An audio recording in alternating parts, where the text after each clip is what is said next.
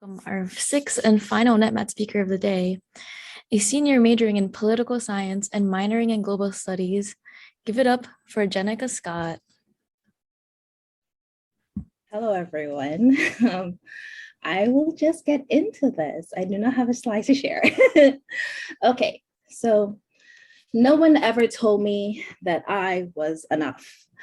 When I was a little girl, my mom told me I could have been anything I wanted in this world. And I would lay in bed at night and a million dreams would keep me awake. In the mornings, I would stare into my eyes as they were deep enough to swim, but I would never drown. And I swim for days and I swam for years in pursuing this dream. So sure of my destination, misdirection, I have lost my way. Echo, can anyone hear me? Hear me. Everything about life I've learned from a shopping mall. Don't wander off on your own. Don't speak to strangers. Never let go of your mother's hand, no matter what you do. And if you get lost, just stand there and stand till until someone finds you, because someone will always miss you.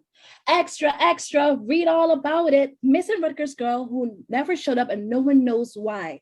I became a question, stared at the world for answers, but they had none. Trapped in thoughts, I became a prisoner of my own thoughts and fears. No one ever told me that it was okay to be afraid. No one ever told me that I may lose my way and be lost. I couldn't scream. I didn't want to, because if I did, it would justify what I'm feeling and I would drown. Is this what it feels like to be in the sunken place? To become a spectator of your own world and out of body experience, an unholy trinity as perfectionism, comparativism, and disengagement consume me. They say it's a shame to be ashamed of who you are. How can I not be ashamed? As if I feel I've failed. I failed the great gods, my mother, my family, each other. I have failed me. No one ever told me that it was okay to make mistakes and fail and fall over and over again. Niagara, Jenica, what are you doing, girl? This is your senior year. You need to get it together, but I'm afraid of shame, possible rejection, and disdain, as I am not who I thought I was. I'm not a straight age student, and I read things over and over, maybe too many times over to get to the point. I'm a horrible test taker and have way too many run-on sentences, and a love-hate relationship with Quizlet. But I'm inquisitive, I'm compassionate, I'm helpful and creative. I'm a team player, and I grow and learn from my mistakes. And as if reality tried to throw me a life buoy to save me from myself, I grabbed hold and I began to float. As the sun kissed my face and the warmth burned inside of me, I smiled. Eyes now reopened and I stared into my pupils and they became pupils and I started to teach myself. I thought myself that my outcomes do not define me. They say our experience defines us, but I'm saying that I'm an accumulation of everything that has happened to me, but I choose who I'm going to become. No one ever told me that I am enough. So I'm going to tell me that I am. And just like Dory, just keep swimming, swimming, swimming.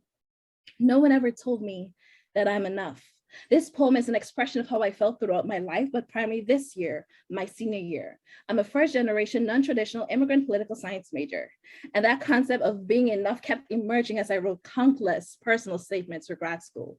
The main questions that kept recurring: what personal experience you have had throughout your life that encouraged you to pursue this specialization? And why do you feel that you're a good fit for this program? That's when I realized that these questions that I too asked myself constantly whenever I did class assignments, joined clubs, work, exams, and even making friends. It all boils down to the concept of self-worth. And if not in check, will pull you in so many directions. And it has pulled me into political science with the hope of possibly doing law, because I was somewhat good at it.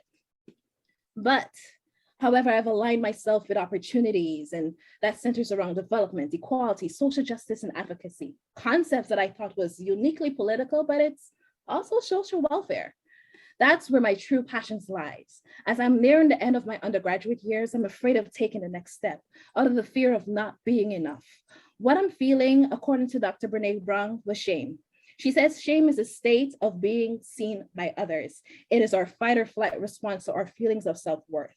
A self-worth that is defined by the scarcity of this world. And scarcity is dangerous because it makes it harder for us to own our vulnerabilities and imperfection and to live a life knowing that we're worthy of it. I have constantly associated my failures and mistakes as a part of my identity, which should not be. I am not my mistakes, and I am what I choose to become after. And realizing that sooner would have prevented me from engaging in intentional living. And no one ever told me that I was enough and that my experience thus far was enough for my current journey. So I'm telling me that I am, and I can't wait to engage in intentional living. Thank you. Oh my gosh, thank you so much, Jenica. Everyone, please give her a round of applause. And please give another